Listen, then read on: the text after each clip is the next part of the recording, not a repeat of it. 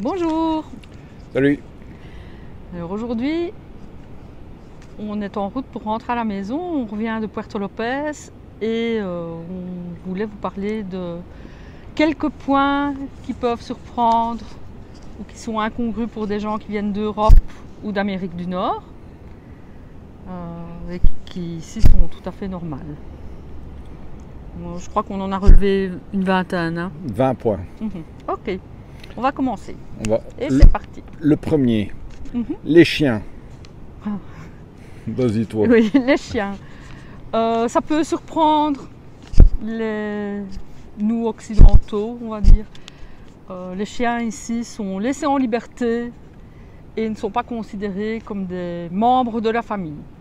Donc, ça veut dire que ils sont dans les rues, ils sont un peu livrés à eux-mêmes, même s'ils dépendent d'une maison. Ouais. Ouais. Ok.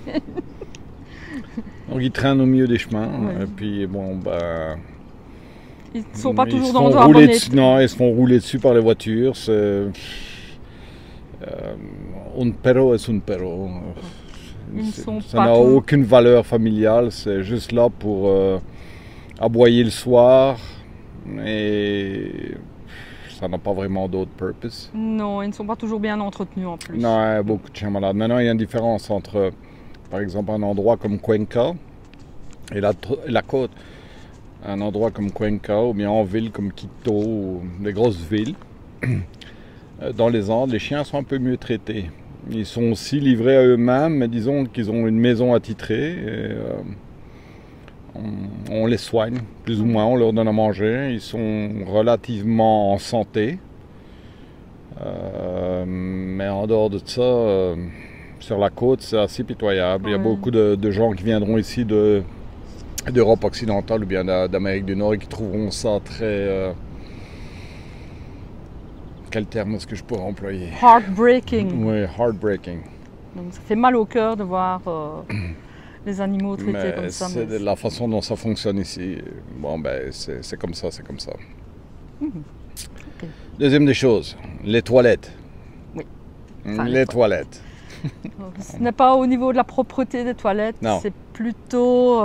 Niveau technique. Oui.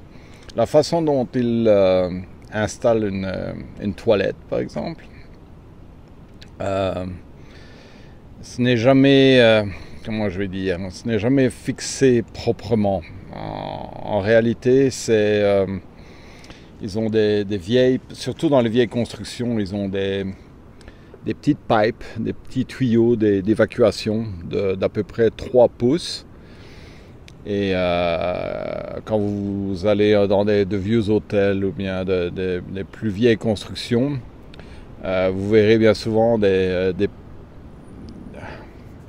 panneaux d'indication qui vous disent de jeter les papiers toilettes dans une poubelle et pas dans la toilette parce que sans ça, les tuyaux sont tellement petits que ça bouge tout et il faut jeter ça dans une poubelle. Ça commence tranquillement à changer. Les nouvelles constructions, ils installent des plastic pipes de 6 pouces, donc c'est déjà beaucoup mieux, mais les anciennes constructions de plus de 10 ans, ça pose des problèmes. Ouais. Donc, il ne faut pas vous étonner si on vous demande de jeter tous vos papiers. Ouais, tous vos papiers dans la toilette, dans la poubelle, de façon à éviter les problèmes d'évacuation. Un autre petit détail au sujet des toilettes, les toilettes ne sont pas fixées avec un joint de cire, c'est directement mis sur le béton, ce qui occasionne régulièrement des fuites d'eau qui ne sont pas tout le temps plaisantes, disons. Donc pour les gens qui viendraient ici pour acheter un terrain et faire bâtir, être sûr qu'au moment où on installe les canalisations et la toilette par elle-même, faire sûr que les ouvriers placent un joint en cire. Et des tuyaux assez conséquents, grands, donc au moins 6 pouces. Et ouais, ça c'est pour les toilettes, grand problème. Là, maintenant, le bruit. Le bruit. Ici, on est au calme pour vous parler, mais c'est vrai que ça peut être assez terrible. Les Équatoriens aiment leur musique. Ça, c'est... There's no way around it. That's the way it is. Ils aiment leur musique et ils aiment ça que vous en profitiez aussi. Donc, tout le voisinage va en profiter. Oui. Que ce soit jour et nuit. Oui, jour ou nuit, doesn't matter. Ça peut être bruyant dans certains endroits. Oui. Plus à la côte que dans les Andes. Donc, tout est relatif. Oui, tout est relatif. On habite à Cuenca. Le voisin aimait bien faire partager son rap avec tout le monde. Ou dans certains hôtels ou certains restaurants ou magasins, ils mettent un grand haut-parleur à l'extérieur. Ouais, tout le monde en profite. Personne ne se plaindra parce que c'est la façon dont ils procèdent ici. Et puis, on doit s'accoutumer. Et puis, moi, ça ne me pose pas vraiment de problème. J'ai été camionneur pendant 30 ans. Je suis habitué à dormir avec des moteurs autour de moi. Ça ne m'a jamais posé de problème. Mais pour ceux qui ont le sommeil léger, ça peut poser des problèmes. Oui. Et les chiens qui aboient la nuit. Les chiens qui aboient la nuit, mais bon, là on en revient au problème des chiens. Mais c'est lié. Donc, ça c'est un autre problème. Alors, le 4e point, j'ai fait une liste ici. Donc, les pharmacies, ça je ne sais pas qu'est-ce que tu voulais dire. Ce que je voulais dire avec les pharmacies, c'est que j'avais voulu aller chercher de l'ibuprofène et puis on m'a demandé combien. Alors, une boîte. Ah non, ça se vend à la pièce ici. Vous demandez combien coûte un cachet et vous demandez oui, j'en veux 6, 7 ou alors une boîte, mais évidemment ça revient beaucoup plus cher. On voit qu'ici les salaires sont les salaires minimums sont assez bas, donc les gens préfèrent acheter leurs médicaments à la pièce. À l'unité. À l'unité. C'était ça mon point pharmacie. Ok, le 5e point, si je compte bien, c'est la puissance du soleil. Oui, on est sur l'équateur. L'équateur, comme tout le monde sait, la Terre n'est jamais ronde vraiment, elle est légèrement ovale, justement à l'équateur. Dû à la rotation de la planète, forcément, ça crée un ovale. Et donc tous les pays qui sont le long de l'équateur sont plus proches du soleil. C'est pas moi qui l'invente, c'est comme ça. Et donc le soleil, ici, peut faire mal. Même quand il fait nuageux, vous pouvez avoir des coups de soleil. Donc protégez-vous avec des crèmes solaires, des chapeaux, des lunettes. Ici il fait un peu nuageux, mais la clarté est quand même assez forte. Et on sent que ça chauffe sur la peau. Il faut faire très attention au soleil. Le 6e point, c'est quoi que tu as écrit là? Les bâtiments non finis. Ah, bâtiments non finis, oui. Ah ouais, celle-là aussi c'est une bonne. Partout où vous irez, c'est-à-dire sur la côte, dans les montagnes, probablement en Amazonie. On n'a pas encore fait l'Amazonie, mais ça ne tardera pas. Mais partout où on a été, il y a des bâtiments qui sont non finis. Et il y a une raison à ça. C'est leur système de taxation. Tant qu'un bâtiment n'est pas fini, n'est pas complété, il ne paye pas de taxes. Donc vous verrez rarement une maison complètement finie ou un building complètement fini. Comme ça, ils évitent de payer des taxes, point final. Pas de peinture non plus. Oui, pas de peinture. Ou alors la façade, mais pas les côtés de la maison. Tout ça, c'est simplement relié aux taxes. Et comme je l'ai dit, tant que l'édifice n'est pas terminé, il ne paye pas de taxes. Donc, Et alors, ils prévoient toujours de pouvoir faire des ajouts à leur maison pour la famille aussi.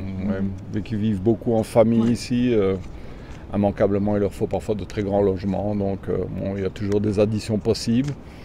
Donc, ils laissent par exemple des rebars au travers des murs. Et c'est comme ça ici. Mais c'est surtout au niveau de taxation. C'est surtout ça. On a parfois l'impression d'être dans un des chantier zones de guerre. Un chantier continuel. C'est spécial, mais c'est aussi comme ça. Je crois qu'en Europe, certains pays utilisent le même système. Je crois qu'en Italie. Ou l'Espagne. Je crois que l'Espagne avait aussi ce système-là. Ça a peut-être changé, mais c'était comme ça. Tiens bien la caméra bien droit. On fait ça freestyle. Freestyle. D'accord. Donc, le 7e point. La propreté. Oh, ça, je te laisse, c'est toi, ça. Ça, c'est du monde qui ne t'aime pas, ce sera toi, pas moi. Oui, ce sera moi, ok. Pour ceux qui aiment l'écologie et comment je vais dire, les ramassages de déchets, le tri des déchets ici, à part au Galapagos, où ils essayent de... Mais Galapagos, c'est à part, c'est vraiment à part. C'est le même pays, mais c'est à part. Bon, alors je vais y aller directement. Ici, ils s'en foutent de jeter leurs déchets par terre, n'importe où. Ils ne feront pas l'effort de faire 50 mètres pour aller jusqu'à la poubelle, où ça tombe, c'est beau. Même sur les plages où il y a des poubelles, notamment des poubelles de recyclage pour les bouteilles en plastique ou autre chose. Non. Mais précisez quand même que c'est pas comme ça partout. Non. C'est surtout la côte, le problème. Et surtout la province de Santa Elena. Je pense que c'est aussi un problème financier pour les villes. Ouais. À Cuenca, il y a des gens qui balayent continuellement dans les rues. C'est extrêmement propre. Cuenca est une ville extrêmement propre. Aucun problème. Non. Et c'est beaucoup les grandes villes qui sont comme ça. Loja, apparemment, est très propre. Quito. C'est différent. Ils ont l'argent, ils sont dans des provinces. Par exemple, Cuenca fait partie de la province d'Azuay. L'Azuay est une des provinces les plus riches du pays. Donc, ils ont les moyens d'entretenir leur ville, la garder propre. Par contre, ici en Santa Elena, la province est pauvre et bon, forcément, ça joue un rôle. Ils font avec leurs moyens. Ils font avec les moyens. Ok. Non, ça c'était pour C'était mon point sensi. La propreté. La langue, la idioma. La idioma. Pour ceux qui parlent de l'anglais, notamment, qui pourraient se dire, oui, pas de problème, je pourrais me débrouiller avec l'anglais que j'ai. Non. Ici, il faut un minimum d'espagnol. Oui, il faut... Mais l'espagnol, sans ça, c'est difficile de se faire comprendre. Peu de gens parlent anglais et on en revient au même point que le point précédent. La pauvreté fait que si vous trouvez des personnes bilingues ou trilingues, vous les trouverez dans la région de Quito, Cuenca. Les Galapagos. Parce que c'est là où il y a tous les... Le tourisme. Le tourisme, mais bon, certains... L'éducation. L'éducation. Ici, sur la côte, les provinces sont plus pauvres de nouveau. Les gens n'ont pas vraiment les moyens de mettre leurs enfants dans les écoles supérieures, donc ils apprennent rarement une autre langue. Donc c'est l'espagnol. Ouais. De toute façon, quand vous voulez venir vivre dans un autre pays, apprenez la langue locale. J'ai appris l'anglais pour vivre en Colombie-Britannique. Ici, on est en train d'apprendre l'espagnol. Donc avec un espagnol intermédiaire comme on a, ça doit aller. On peut aller un peu partout sans aucun problème. Si vous avez l'occasion de vous y préparer avant de venir, c'est un point positif. Autre chose. C'est quoi ça? Marchander, même dans certains commerces. Ok. Ça vient de notre ami Juan, qui est originaire de Cuenca et qui dit que même dans des magasins de chaussures, ils n'affichent pas les prix. Donc vous allez dans un magasin, vous demandez le prix. Si ça n'a pas l'air de vous satisfaire, dites que vous allez voir dans un autre magasin et quelquefois, ils baissent le prix. Ou bien carrément demander directement si je paye en cash. Oui. Ah oui, j'ai eu le cas pour mes running shoes. Oui. Ouais, c'est directement ce qu'on a dit au gars. Si on paye en cash, est-ce que c'est moins cher que de payer par la carte? Ouais, pas de problème. On a eu quoi, 20 $ à payer en moins. Donc c'est un moyen d'aborder la conversation et commencer les négociations. Voilà. Mais le point à dire, c'est qu'il faut toujours négocier. Ouais. Le prix affiché ou le prix dit n'est pas toujours le prix fixe. Il faut négocier. Le point numéro 10. Acheter dans les mercados. Oh, ouais, j'avais lu acheter une Mercedes. Non, les mercados. Ça coûterait cher. Ça. Acheter dans les mercados, là, ça renvoie à la vidéo qui est déjà sur le channel. Donc là aussi, il faut marchander. C'est surtout ça. Et demander par argent, $1 de fruits, $1 de légumes, ou en livres pour ce qui est viande et poissons. Fruits de mer. Alors, taille de vêtements et de meubles. Et ça, c'est bien aussi. C'est une bonne, ça. Les Équadoriens, en général, sont des personnes petites. Plus petites de taille. Vous aurez toujours l'exception d'un Équadorien qui mesure 1m80, 6 pieds, mais c'est extrêmement rare. Alors forcément, dans le pays, tout est construit en fonction de... Donc les personnes comme, par exemple, moi qui fais 6 pieds et 220 livres, c'est parfois petit. Donc c'est difficile de trouver des vêtements à ma taille, à ma pointure. J'ai chose du 43-44, donc forcément c'est plus dur à trouver, il faut chercher.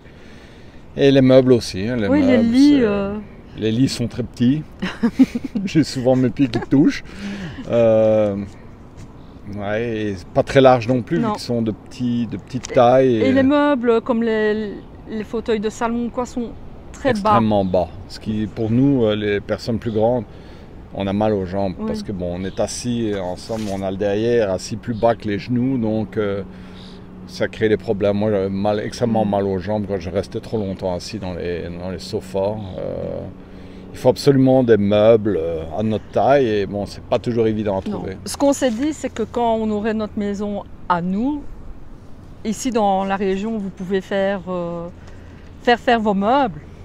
Donc on les ferait faire en conséquence à notre hauteur. C'est ça qui est bien ici, c'est que tout peut être encore fait. Vous allez chez un menuisier et vous demandez à un ébéniste qui vous fasse un meuble quelconque et vous lui dites ce que vous voulez, il va vous le faire. C'est ça qui est bien ici, on peut encore faire probablement tout. Ici dans la région, il y a Atahualpa, qui est une petite ville réputée pour la fabrication de meubles. Et ils les font sur mesure. Donc, Vous arrivez, vous dites, même avec un modèle, j'aimerais avoir ça, ils peuvent vous le faire. Alors venez une semaine après, le meuble est fait, c'est parfait. Donc c'est le bon côté, mais pour le reste, ça peut être, si vous n'avez pas accès à des menuisiers ou des ébénistes, ça peut poser un problème à ce moment-là, parce que vous devez acheter dans les grands magasins, et alors à ce moment-là, il faut aller dans des magasins de haut de gamme, et bon, forcément les meubles coûtent plus cher. Et puis c'est l'occasion de faire vivre des artisans locaux. Oui, des artisans locaux. Bon, l'argent. Oui. L'argent, le nœud du problème. Que vous veniez en vacances ou que vous viviez ici, ayez des billets de maximum 20 $. Déjà ça, pour les changer dans certains endroits, notamment dans les mercados, ce n'est pas toujours évident. 50 et 100 $, oubliez ça, c'est dans les banques uniquement. Et encore, même certaines banques refuseront de les changer. Donc, en partant, peu importe le pays d'où vous venez, que ce soit d'Amérique du Nord ou d'Europe, faites sûr avant de partir que tout le liquide que vous avez, le cash que vous aurez, c'est le maximum 20 $. Maximum des billets de 20 $, parce que sans ça, vous allez avoir de la misère noire. Oui, et aussi dire que ce n'est pas partout que vous pourrez payer avec une carte de crédit. Non, les cartes de crédit ici, c'est pas vraiment... Dans les endroits vraiment touristiques, les gros hôtels, les gros restaurants. Ça commence, mais même avec le Covid ici, on a eu dur à payer les hôtels avec des cartes de crédit alors que c'était mis sur Booking.com. On a dû payer en cash. Ou nous, on a une carte de banque équadorienne, donc on a pu faire des transferts d'argent aux hôtels. Mais les cartes de crédit... Non, les cartes de crédit, c'est pas vraiment quelque chose de courant ici. C'est encore ici un pays avec une économie de cash, de liquidité. Maintenant... Ça ne changera pas... rapidement, à mon avis, c'est parti comme ça. Je ne crois pas qu'on verra une économie de carte de crédit ici anytime soon. Maintenant, rassurez-vous, pour ceux qui ont besoin d'argent, avec votre carte de crédit, vous pouvez aller dans les guichets automatiques et en retirer. Nous, on ne le fait pas parce que je trouve que c'est vraiment trop cher, mais ça, c'est un autre débat. Ils prennent des charges assez impressionnantes. Donc, l'idéal, c'est de changer l'argent avant d'arriver ici. Pas de carte de crédit, certain. Autre chose, l'eau. L'eau, ça c'est toi. Oui, ça c'est moi. On vit à Ballenita, il y a Aguapen qui est la société de l'eau potable. Donc pour nous, ça ne pose pas de problème. L'eau est potable en effet, puisqu'on fait nos jus avec cette eau-là. Non, pas les jus. Qu'est-ce qu'on fait avec celle-là? Je fais monter avec, sans le bouillir ni rien. Mais vu la chaleur qu'il y a à Bayenita, on prend les gros bidons de 20 litres d'eau, parce qu'on a une fontaine qui rafraîchit l'eau. Certains endroits où l'eau courante n'est pas bien développée, il vaut mieux boire de l'eau en bouteille ou de l'eau en gros bidon comme ça. À Cuenca, l'eau au robinet est potable sans problème. Vous pouvez la boire, c'est ce qu'on faisait, on buvait l'eau du robinet. Et théoriquement, comme Cécile a dit, ici à Salinas, à Guapen, l'eau est potable aussi, mais le problème, beaucoup de leurs tuyauteries sont exposées, donc avec la chaleur qu'il peut faire ici, l'eau chauffe dans les tuyaux, donc on ouvre le robinet d'eau froide, c'est comme si c'était de l'eau chaude, on pourrait faire la vaisselle avec. En après-midi, l'eau est tiède, sans problème. C'est pas buvable, même si elle est potable, c'est pas buvable. Donc, ouais, ça c'est l'eau. Donc, il faut compter un budget pour l'eau tous les mois. Donc, mais un bidon de 20 litres, ça coûte $1,75. Oui, $1,75. Et si on vous l'amène, $2. Ouais. Bon, ça c'est l'eau. Et puis là, c'est 14 c'est barré. Donc, bon, ça, on n'en parlera pas. Non. Le 15. Ah, les 12-12. 12-12, ça c'est numéro 1. Pas de changement d'heure en Équateur et pas de... Il n'y a pas de variant. Pas de variant, c'est 12 heures de jour, 12 heures de nuit à l'année longue. C'est l'Équateur, donc le soleil se lève aux alentours de 6h15 du matin et se couche vers 18h15, 18h30. Oui. Et voilà, et ça c'est l'été, et puis l'hiver c'est la même chose. Alors, près de 5-10 minutes, c'est exactement la même chose. C'est parfait. Donc, on s'y habitue vite. Tous les jours, c'est 12 heures de clarté sans aucun problème. Là maintenant, certaines personnes aimeront, par exemple au Canada, là où on vivait, là où nous vivions à Hope, mais l'été, le jour se lève à 4h30 du matin. Il y a 16 heures de jour. Ouais, le soleil se couche aux alentours de 21h, mais seulement l'hiver, le jour se lève à 8h du matin et se couche à 4h de l'après-midi. Donc, ici, non, c'est constant, 12 heures tout le temps. Donc, pour le rythme, comment, circadien? Les rythmes circadiens, c'est parfait. J'avais des gros problèmes de sommeil et ici, ça s'est régulé tout seul. Ouais. Alors, le point numéro 16, café. Le café. Pas toujours moyen d'en trouver. Non, on est dans un pays qui est producteur de café. À côté du plus gros, probablement, producteur mondial, la Colombie. Et yet, you're going to have a hard time to find a good cup of coffee. Oui. That's unreal. Unbelievable. On a encore eu le cas ici à Puerto Lopez. On est allé manger un déjeuner. Et c'était du café soluble, style Nescafé. Ouais, il y en a. Et ça commence aussi à se développer par rapport à toutes les villes auraient un ou deux coffee shops, mais il faut parfois chercher bien longtemps. Et dire d'avoir un bon café, quelque chose qui est bien fait, parce que c'est pas le tout. Il y a des coffee shops qui proposent du café expresso, cappuccino, mais ils ne savent pas tout le temps bien le faire. Donc, ça se développe aussi. Ça commence, ça commence. Ça va prendre encore, à mon avis, quelques années pour avoir ça régulièrement et avoir de bons baristas. Oui. On en a trouvé un bon. On en avait un bon au Galapagos, lui, il était numéro 1. Malheureusement, on ne vit pas au Galapagos, donc pas me taper 1h30 d'avion pour aller boire mon café. Anyway, next point. Les services de poste. Ah ouais, qui n'existent pas. Non, et qui rejoint le point suivant, les adresses. Il n'y a pas d'adresse ici. Il n'y a pas d'adresse, peut-être dans des villes. Comme Cuenca, ouais, nous autres on habitait au 1080 Esteves de Toral, mais on ne pouvait pas recevoir de courrier de toute façon. Même quand il y a une adresse, il n'y a pas de service de poste. Officiellement, il y en a un. Officiellement, il y a un service de poste. Si vous venez en voyage ici, vous pourrez acheter des cartes, des timbres qui vont vous coûter les yeux de la tête. Ouais. Mais... J'allais dire la peau des... Mais bon. Mais Bon. Ça n'arrivera pas à votre destinataire. Ça n'arrivera jamais. Ne dépensez pas d'argent en carte. En 2016, nous sommes venus ici en vacances. Les gens attendent encore. On a envoyé des cartes, carte. Ils attendent toujours leurs cartes. Donc, ça avait coûté en timbre pour 5 cartes $20. Ouais, donc c'est... Non, pas de service de poste. That's the way it is. And that's the way it is. You're gonna have to put up with it. Et la même chose pour tout ce qui est acheter sur Amazon et des choses comme ça.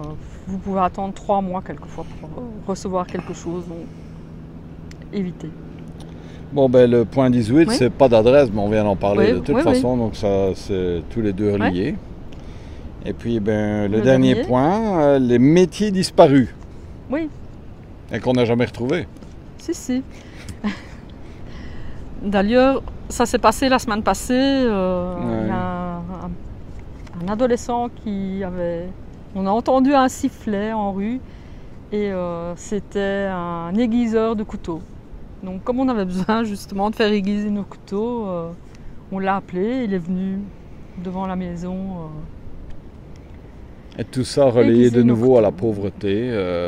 Les gens ne vont pas beaucoup à l'école, ils arrêtent à 13-14 ans quand ils n'ont pas le moyen d'aller plus haut parce que bon, ben, il faut qu'ils rapportent de l'argent pour la famille. Et avec tout le monde travaille un peu. Avec le Covid, ça a été tellement catastrophique. Les écoles sont toujours fermées, ils vont seulement réouvrir. Ouais, donc les gens travaillent. Le gars qui est venu la semaine dernière pour aiguiser les couteaux avec 13-14 ans, pas plus. Et il se balade dans tout Bayenita et Santa Elena toute la journée avec son petit sifflet. Il aiguise les couteaux des gens, tout ça pour en moitié rien. Donc, c'est triste, mais c'est comme ça. Ouais. Ce que vous pouvez trouver aussi, ce sont... Donc si quelqu'un vient ici, au lieu d'acheter un nouveau couteau, faites-le aiguiser, ça fait vivre quelqu'un. Ce qui est facile à trouver aussi partout, ce sont des cordonniers. Ça, les gens font réparer leurs chaussures. Mais ici, on n'achète pas de chaussures, on répare. Non, on achète des chaussures, mais on les répare. Donc, pour plein de petits métiers comme ça, des chaudronniers, des soudeurs, il y a de tout. Il y a franchement de tout. Si un problème mécanique, il y a toujours bien quelqu'un dans un coin de rue qui va vous réparer ça. Des soudeurs, des couturières. Et si on n'achète pas des coussins pour les meubles de jardin, on fait faire les coussins, on n'achète pas ça. On achète le tissu et on va chez quelqu'un. Vous achetez le tissu, la fabrique et eux vont tout assembler. Et ça vous coûte rien en plus. On a justement notre propriétaire qui vient de faire recouvrir tous ces coussins de meubles de jardin et il en a eu pour $100 et c'est pour tout un ensemble. Pour tout un ensemble, donc ça coûte rien, mais et ça fait vivre probablement une famille. Et puis, de toute façon, pour en trouver dans des magasins, c'est déjà difficile. Donc, tout se trouve encore ici. On peut encore faire. J'envisage de faire ici pour le pick-up une boîte, une cassetta. Et ça va probablement me coûter aux alentours de $800 pour faire une cassetta complète. Et ça va être fait chez un petit soudeur. J'ai déjà repéré quelques personnes manuelles ici en ville qui pourraient me le faire éventuellement. Donc ça me coûtera à moitié rien. Et ça fera vivre probablement toute une famille pendant un mois. Donc, there you go, that's the way to go. Et puis, je crois que c'était. J'avais mis un point numéro 20, mais je ne m'en souviens plus. Voilà. J'ai oublié de le noter, je ne m'en souviens plus. Donc, je crois qu'on a couvert un peu tous les points qui pourraient surprendre les gens, qui peuvent paraître incongrus, des situations assez spéciales. Mais bon, comme j'ai toujours dit, on s'habitue à tout. On s'habitue à tout. Il y a celui qui a la volonté et le désir de faire d'autres choses, mais il y arrivera parce que on s'habitue aux différentes façons de vivre. C'est une culture différente, mais qui en même temps est super intéressante. Et les gens sont accueillants. Et pour en revenir à l'espagnol, à partir du moment où vous montrez un peu de bonne volonté et essayez de communiquer avec eux en espagnol, ils ont un sourire jusqu'aux oreilles. C'est un peu partout en Amérique du Sud. J'ai quand même fait le Pérou. C'est un peu comme ça partout. On avait dit aussi le 20e point, on ne s'en souvenait pas. ben, on va faire la violence, par exemple, comme 20e point. C'est l'Amérique du Sud, donc ça dit ce que ça veut dire, ça peut être violent. C'est pas comparable au Mexique, mais c'est pas le Canada ou certains pays de l'Europe, ça c'est certain. L'Équateur est situé entre le Pérou et la Colombie, qui sont deux gros exportateurs de cocaïne. Donc immanquablement, le transport de coke se fait en passant par l'Équateur. Il y a des cartels ici, ils sont implantés ici. Il y a des règlements de compte, il y a de la violence, il ne faut pas le nier. Là maintenant, c'est toujours... C'est un peu comme partout, il faut le savoir. Il faut savoir où vous mettez les pieds. Certains quartiers peuvent être à plus haut risque. Donc toujours faire attention aux alentours d'où vous êtes. Il n'y a pas vraiment de conseils à donner. La violence, elle peut être n'importe où. Et comme je me l'ai dit, c'est pas le Mexique, c'est pas le Sinaloa, mais c'est quand même, ça peut être tricky. Faut le savoir, simplement. Faut pas donner tout, dire aux gens tous les bons côtés. Il y a aussi des côtés négatifs et la violence en fait partie. C'est loin d'être un des pays les plus criminalisés ici en Amérique du Sud, mais bon, ce n'est pas non plus, comme je l'ai dit, le Canada. Non, et de nouveau, à cause du Covid, les gens ont perdu leur emploi. Beaucoup de c'est de l'argent facile. Donc forcément, la coke, c'est facile. Ça. Donc il y en a beaucoup qui sont impliqués avec les cartels. Et la corruption n'est pas non plus... Ça pose des problèmes. Donc, le nouveau président essaye de mettre fin à tout ça. On va voir s'il va y arriver. Il est là pour 4 ans. On va voir. Il vient juste de commencer. Il a été élu au mois de mai. Donc, il a promis de voir tout ça. On verra. L'ancien président était pas mal corrompu, lui. Correa, pour vous les Belges, qui l'abritaient. Corruption. Oui, on a couvert tout ce qu'on voulait dire. Ouais. Voilà. Quelques informations utiles. À bientôt. Et n'oubliez surtout pas de souscrire, liker, commenter. Et si vous avez des questions, envoyez un email. Ciao, ciao!